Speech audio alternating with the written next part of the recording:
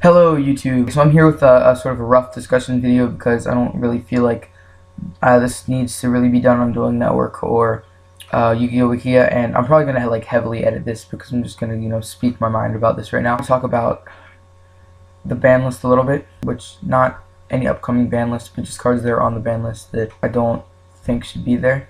And these cards aren't banned; they are limited, but they're cards that I don't see play in every deck, and I'm gonna tell you guys the difference between cards that don't see play in every deck that should move up on the ban list and cards that don't see play in every deck that should just see play in every deck that are on the ban list for a reason that for some reason people don't play them. So the first thing that I want to talk about is a card that has been on the ban list for a pretty long time at 1, and that is Book of Moon. Book of Moon has many uses. Book of Moon can be used to get over things such as Fiendish Chain by flipping your own monster face down and then flip summoning it, or if it was summoned that turn, you can flip summon it the next turn. Book of Moon can stop attacks. If an opponent attacks you, you can chain Book of Moon and then flip them to face down defense position. Therefore, they can't make their attack because they're not in attack position anymore. Book of Moon can be used to flip an opponent's monster into face down defense position, so you can then attack over them because the defense is often weaker than their attack. Book of Moon can be used to reset flip effect monsters like Geargiarmor or like even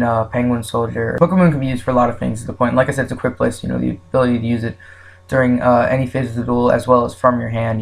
Quick play spells are the best. But I don't think that it's broken at all. I mean, it's such a simple game mechanic. You'd seem, you turn a card from, whatever position it's in now to, face down defense position.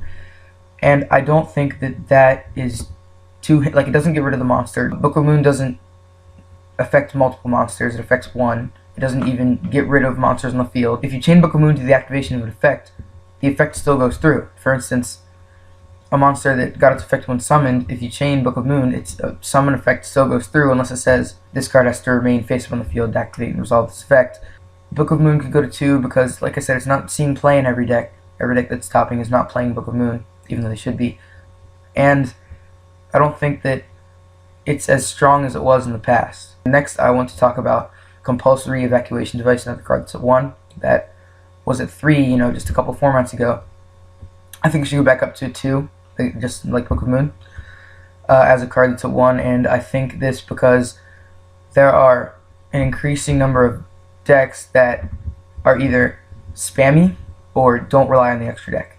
And both of those decks are reasons why Compulse, as it's normally called Compulse to shorten it from the extremely long name of Compulsory Evacuation Device. Compulse should be at 2 to punish decks that heavily special summon from the extra deck, as well as because it doesn't completely hurt decks that don't special summon from the extra deck a lot. Like if you're playing 4-axis Fire Fist with their Bear Summons or Bujins with their Yamato.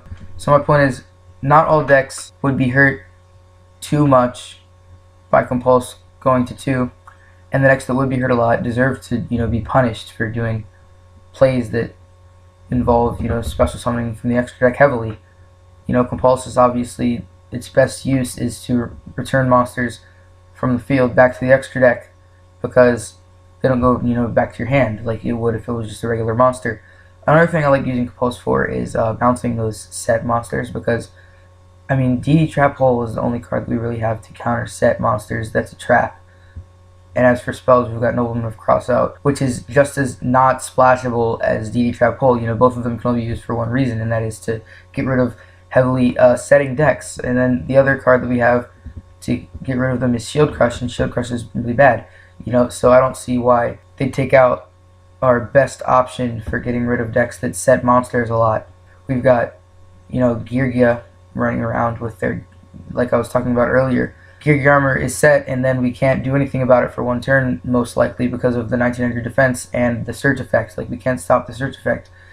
And if we know that we're playing Geargia, we can just go ahead and bounce that set card. If we don't know what we're playing, we can go ahead and bounce that set card and fear that it is a Geargiarmor. Now, finally, I want to talk about another card that's at 1 that I think should not come back from 1 and also should see more play. I think that this card as a 1 on the ban list is completely ignored by most players, and I use it in a lot of decks as of late because I realized how powerful it is.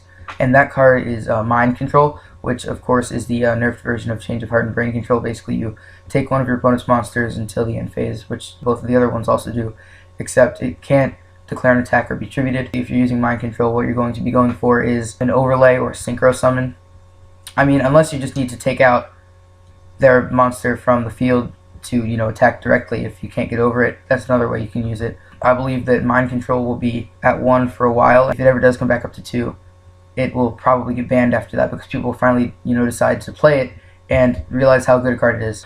Alright, so those are the 3 cards that are currently at 1 on the ban list that we have. This is the April 2014 ban list, and I do have a thing for discussing cards on the ban list. I do have a lot of opinions on those cards, and I'd like to make other videos like this one in the future, specifically talking about cards on the ban list, even when we're not approaching a new ban list. And I really hope you guys enjoyed this video. I hope you guys can build off of the opinions that I gave. I hope you guys will comment in the comment section below what you think about the 3 cards that I talked about: Book of Moon, Compulsory Evacuation Device, and Mind Control.